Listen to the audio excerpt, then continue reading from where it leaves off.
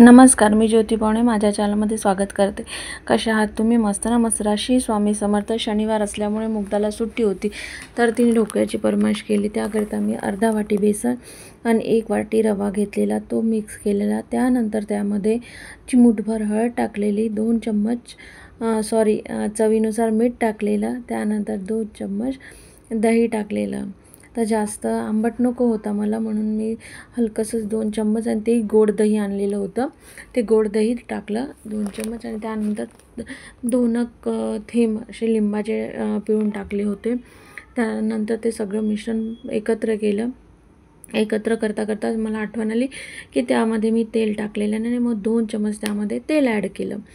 तर ते तेल टाकण्यामागचा हेतू हा होता की तो जो आपण ढोकळा बनवतो तो फसत जायला नको खाताना, त्यासाठी म्हणून तो त्यामध्ये तेल टाकले जाते। तर मग मी 2 ते 2.5 चम्मच तेल टाकलेलं आणि त्यामुळे तो मऊसूत पण होतो आणि जेव्हा आपण हातांना स्पंज करतो तर सॉफ्ट लागतो।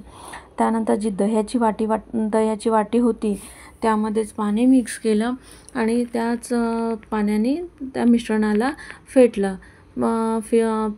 पहिले गाढं असल्यामुळे ते ब्लेंडरने फेटलं, नंतर हाताने जास्त मिनटं आणि जास्त वेळ फेटून घेतला, त्यामुळे थोडा तो हाताला सॉफ्ट पण लागत होता। पण नंतर लक्षात आलं की मी जी चटणी केली होती, 2 मिरची, 2 कळ्या लसणाच्या, छोटंसं अद्रक आणि 2-3 कढीपत्त्याचे पानं टाकलेले होते।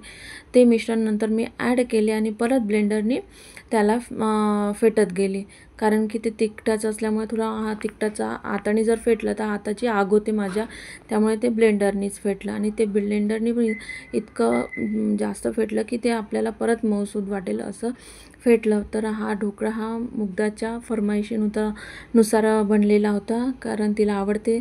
त्यातच मी एका गॅसवर गरम पाणी करायला पण ठेवलेलं होतं। तर ते बघा असं इतकं उकळलं आणि म्हणजे आपलं पाणी तयार झालेलं होतं। त्यानंतर जे मिश्रण होतं ते मिश्रण घेतलं आणि त्यामध्ये इनोचं पॅकेट आणलेलं होतं, ते पॅकेट मग मी त्यामध्ये पूर्ण 1 पॅकेट टाकलेलं होतं। तर 1 पॅकेट इनोचं टाकल्यानंतर त्यामध्ये थोडंसं त्याला ॲक्टिव्ह करण्यासाठी 1 थेंब पाण्याचा टाकलेला आणि त्याला ॲक्टिव्ह केलं आणि मिश्रण परत थोडा वेळ फेटलं, कारण त्याचा ते जो हे होतो फेस तो जायला नको, त्याकरिता फेटून मग आधीच मी कुकरच्या डब्याला तेल लावून ठेवलेलं होतं। ते पूर्ण मिश्रण कुकरच्या डब्यात, तेल लावलेलं कुकरच्या डब्यात टाकलं आणि वाफेवर शिजवायला ठेवलं। तर तोपर्यंत शिजायला त्याला 20 मिनटं 25 मिनटं लागणारच होते। तोपर्यंत मग मी जी लहान मुलगी होती तिला डान्सच्या प्रॅक्टिसला जायचं होतं, तर तिची तयारी करून द्यायसाठी चालली गेली आणि तिची आंघोळ वगैरे सगळं करून देत होती। तोपर्यंत ढोकळा चांगल्या तऱ्हेने शिजलेला होता आणि तोपर्यंत माझ्या बाळाची पण तयारी झाली होती। आल्यानंतर झाकण उघडलं आणि तो ढोकळा बघितला की कसा झाला, तर बघू आता आपण ढोकळा कसा झाला आहे।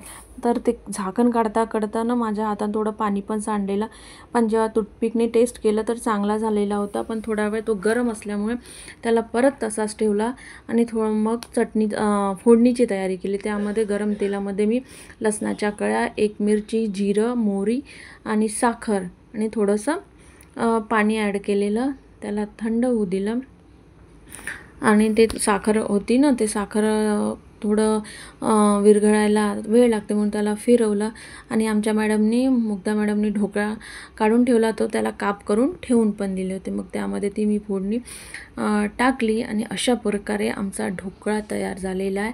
तर आम्ही तर टेस्ट केला, कसा झाला तर तुम्ही पण या आणि टेस्ट करा आणि सांगा मला की हा ढोकळा कसा झाला आहे ते।